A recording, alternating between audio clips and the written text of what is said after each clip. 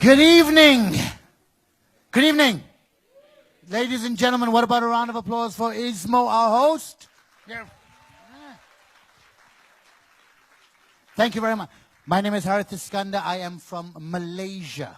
Anybody been to Malaysia? Say hey. You have? Who said it? You seriously? You've been to Malaysia? You're not screwing around. You've been to Malaysia. No, you haven't. No, I haven't been to Malaysia. Malaysia, truly Asia. Malaysia is, very quickly, to those of you not been to Malaysia, most of you, we have a tropical weather. We are 36 degrees Celsius in the shade. 36. And now I flew all the way to Finland. I arrive in Helsinki. -7, first of all, in Helsinki. Yeah. It's cold. I'm not fat. I'm wearing every single piece of clothing I own. Seriously, and from Helsinki, we are now here in Levi, Lapland, 1,000 kilometers north. Say hey, Levi! Hey! How many Finnish people in the house? Say hey! All of you are Finnish. Why are you coming here? It's even more colder than it is in Helsinki. I got here and it's snow everywhere. Snow, snow, snow. I've never seen snow. This is my first time seeing snow. Seriously. Yeah, I'm serious. I'm serious. I'm not joking. My mind is blown. In Malaysia, Christmas time, snow appears in shopping centers in the form of styrofoam balls. Have you ever tried to ski on styrofoam? You can't get anywhere. You can't. And I'm excited. You've got a Santa Claus down here. I saw Santa Claus at the airport, actually. He was near a loading bay. He looked freaky. He looked jolly, but he was freaky. I saw Frosty the Snowman. He looked cool. I didn't see Rudolph the Red-Nosed Reindeer until I had breakfast this morning. He wasn't at breakfast. He was actually the breakfast. We had a reindeer sandwich. I know, you guys. It's cool. It's cool. But I'm so glad. I had to Google though where Lapland was, because I know most of you, when you heard Malaysia, I saw you pull out your phones. You were like, Malaysia? Where the hell's that? I had to Google, but I Googled Finland, and I found out Finland has the best education system in the world. In the world, according to Google. Amazing. And then I get here, and I meet Ismo.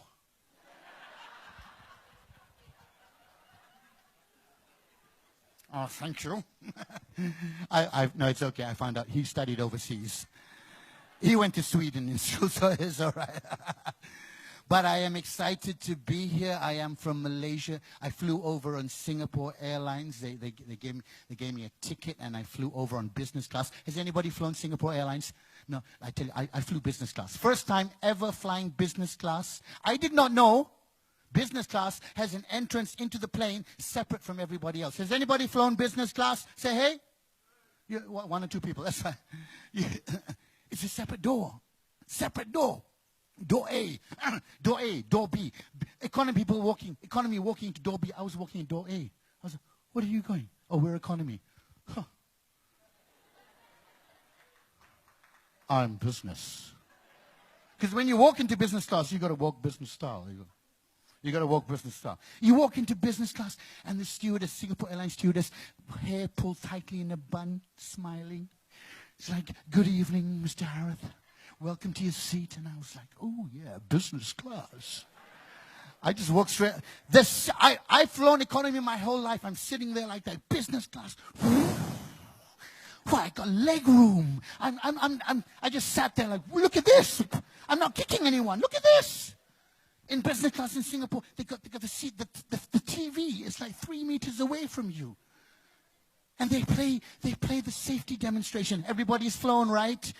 They always play the safety demonstration before you take off, right? Do all of you watch the safety demonstration? No. Nobody watches the safety demonstration. Safety demonstration going on, nobody watching it. Everybody's reading newspaper. No. That's why when a plane crashes, everybody dies. Nobody watches safety demonstration. You have to watch the safety demonstration. In the event of an emergency, an oxygen-like mask will drop down in front of you. Place over your nose and mouth, pull headband around your hair, and breathe normally.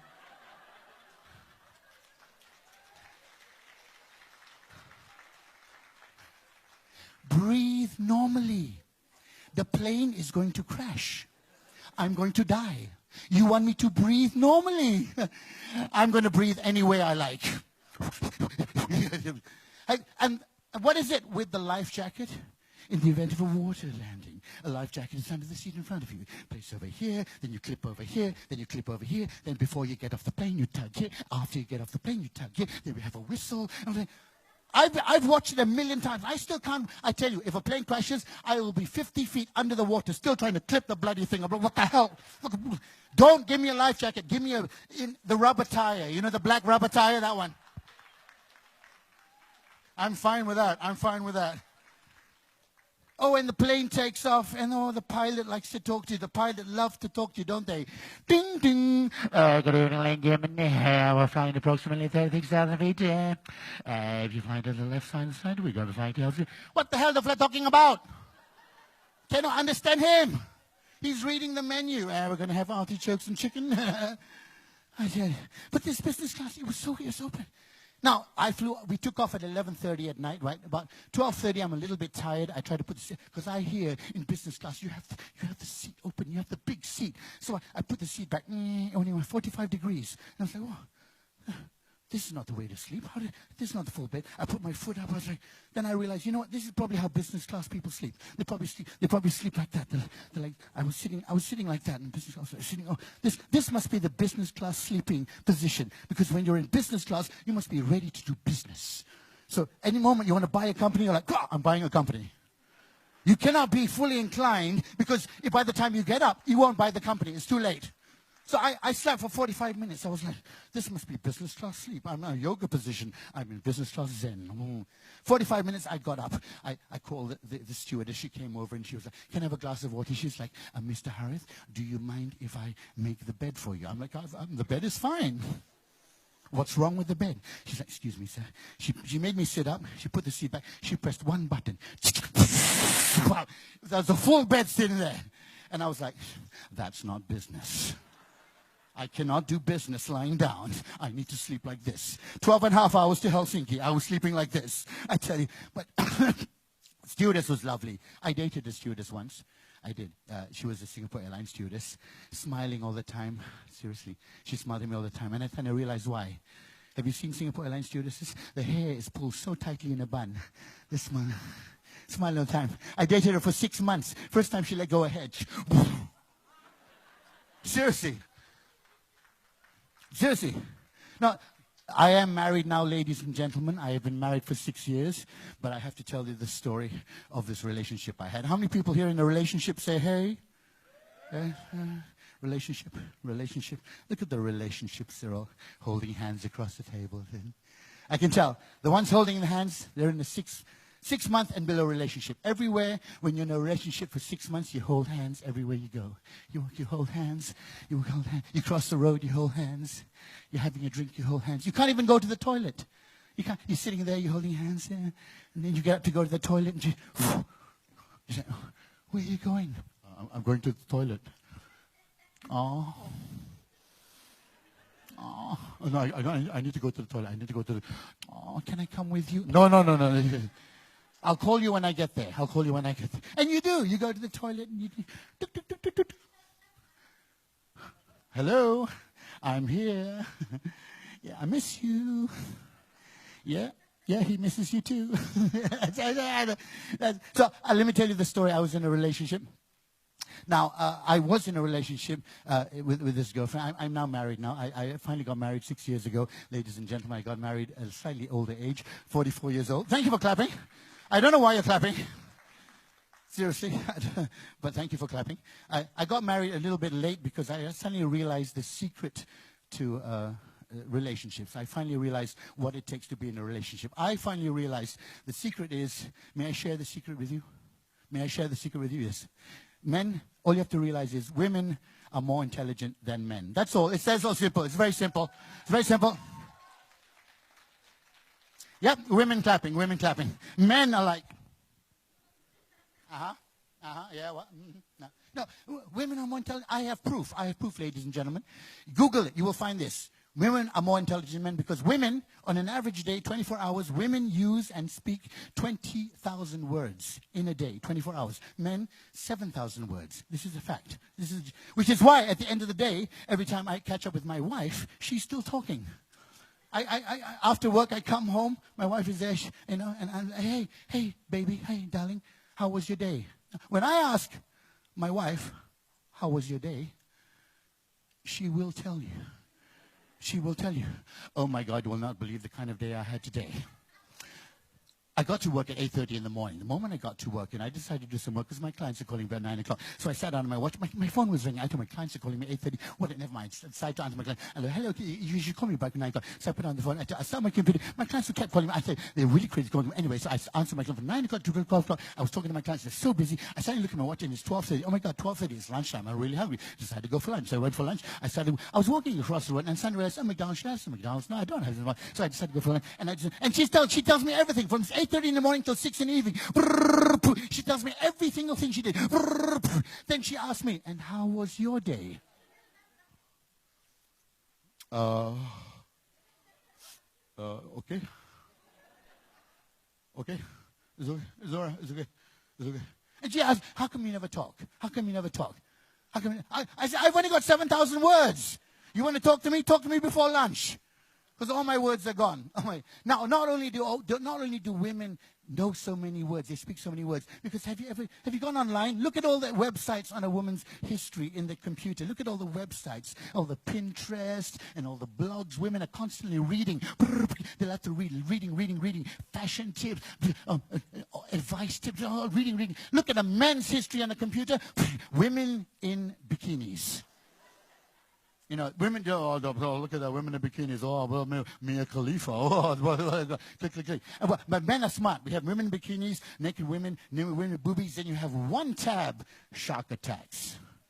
How to survive a shark attack. You keep that tab handy because you're looking at women in bikinis. When your wife comes beside, you click to shark attacks. And she goes, darling, what are you doing? I'm looking at shark attacks.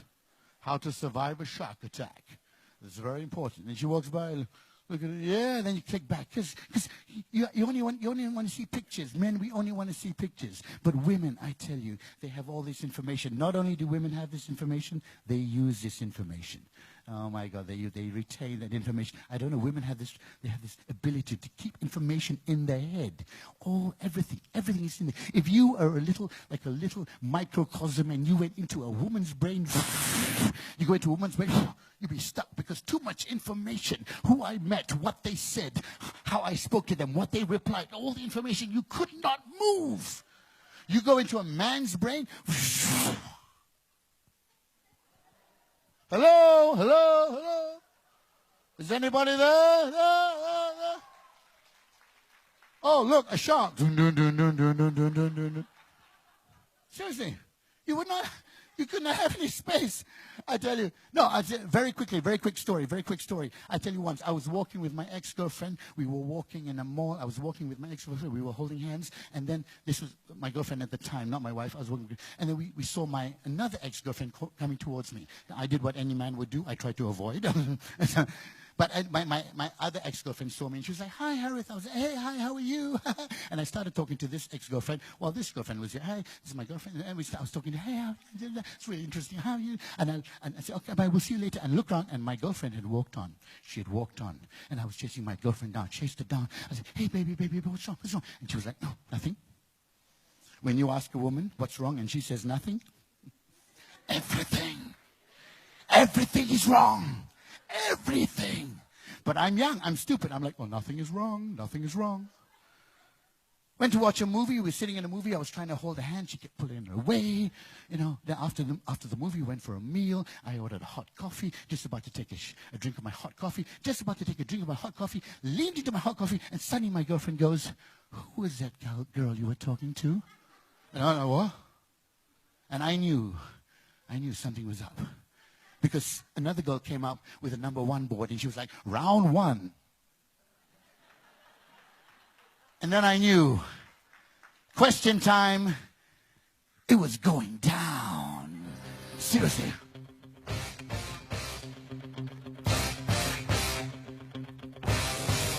It was going down. It was going down. Question time. Because then all the questions started coming. Who was that girl you were talking to? Oh, she was just a friend of mine. Oh, how long have you known her? Oh, 3 years. Do you still talk to her? Yes, once in a while. Is her number in your phone? All the questions came at me.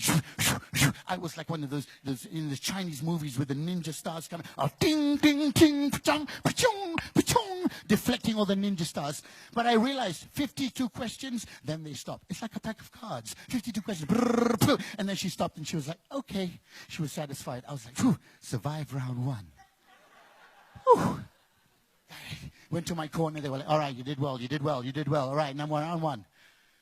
Was driving her back, drove her, came to her house, dropped her off at a house. She pulled out her seatbelt. She got out of the car, and then she was like, who is that girl you were talking to? Ding, ding, ding, round two. And then she started asking me the questions again. Now, here's the thing. It was the same questions. It was the same questions. And men, we are thinking, what, did they forget that they asked us the same questions? No, women remember. They want to see whether we have the same answer. Ah, who was that girl you were talking to? Yeah, the women clapping. Yeah. Who was that girl you were talking to? Then she asked, how long have you known her? And I said, 4 years. And she goes, time out. Is it 3 or 4? Oh, and she had me in a headlock. I was like, in a headlock. 3.5. And I got past the round 2, 52 questions, completed the rounds, left it at that, dropped it off. She walked into a house. I'm driving home. Suddenly my phone goes up. I look at my phone. Ah, it's her again. I pull to the side of the road. Stop the gauge. Put down this window. Put on my seatbelt. Light a cigarette. Put my seat back. Round 3. Ding, ding, ding. No, I don't need the music. I don't need the music anymore. It's round 3. It's round 3. And I'm like, hello. And the questions come. But round 3, unlimited questions. Questions not even related to that girl. Other questions from 3 years ago, 5 years ago. All the questions came. I'm there from 11:15 at night to 2:40 in the morning. On the phone, answering the phone. What are you going to do? She's asking me questions. People driving by see me. They know what's going on. Men driving by like, steady, brother. Yo, relax, brother. You can do it, brother. Thank you, brother. Thank you. Women driving by, they know what's going on. They're like, Pippin, it's your fault. How you know it's my fault? Then she goes, who are you talking to? I don't know. She was just talking about, I was at 3:15 in the morning. I was at the side of the road. A police car came by. Woo, woo, woo. Pulled to the front. Woo. And I was like, baby. I'll call you back. The police are here. I'll call you back. And she said, oh, so the police are more important than me. A question you cannot answer. I said, no, the police are not important than me. The policeman got out of his car. Took one look at me, opened his boot, pulled out some orange cones, put it around my car. I said, what's going on? I said, round 3, brother. He was like, round 3? You carry on. Move on. Nothing here. Nothing to see here. You carry on. Carry on, brother. Thank you very much, ladies and gentlemen. My name is Harith Iskandar. Comedy brings the world together. Thank you.